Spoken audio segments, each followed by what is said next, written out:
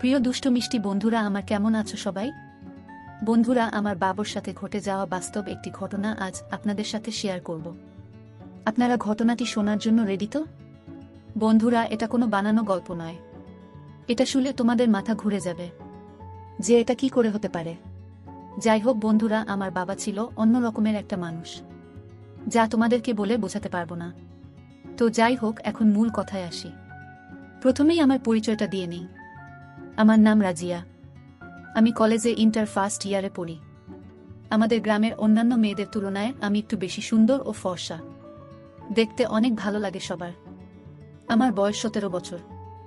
আমার height 4 fit 7। আমরা চট্টগ্রামে থাকি, ফ্ল্যাট বাসা। ও আরেকটা কথা, আমি ও আমার বাবা একসাথে থাকি। আমার আম্মু অনেক আগেই মারা গিয়েছে। তো বন্ধুরা, এখন আমার বাবার পরিচয়টা দিয়ে নেই।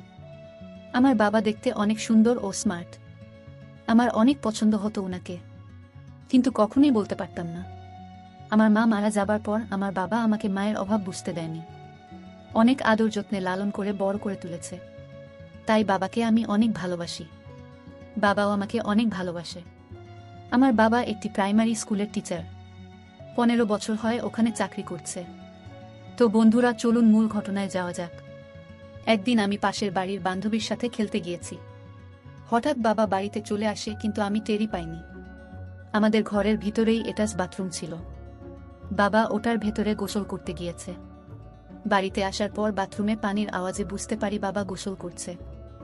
আরেকটা কথা বন্ধুরা, আমাদের বাসায় একজন কাজের লোক ছিল, ওর নাম ছিল শর্মিলা। বাবা শর্মিলাকে বলল, এই শর্মিলা, গামছাটা নিয়ে আসো তো। আমি তো লুকিয়ে আছি বাথরুমের সামনে। শর্মিলা আন্টি গামছা নিয়ে আসতেছে।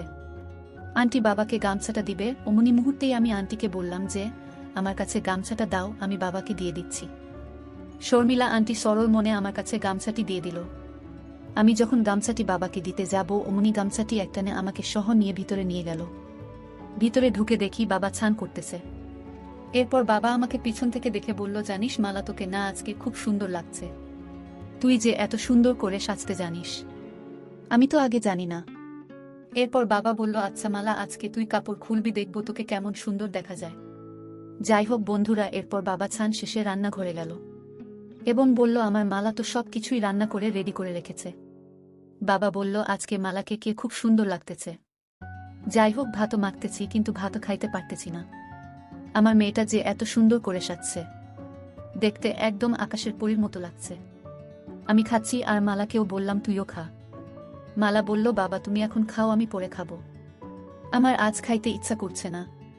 কিছুক্ষণ পর আমি এমন অভিনয় করলাম যে মনে হয় আমার অনেক জ্বর আসছে। মালাকে বললাম, মা আমার কপালে হাত দিয়ে দেখতো। মালা বলল, কেন বাবা, কি হয়েছে? দেখতো মা, আমার যেন কেমন কেমন লাগছে।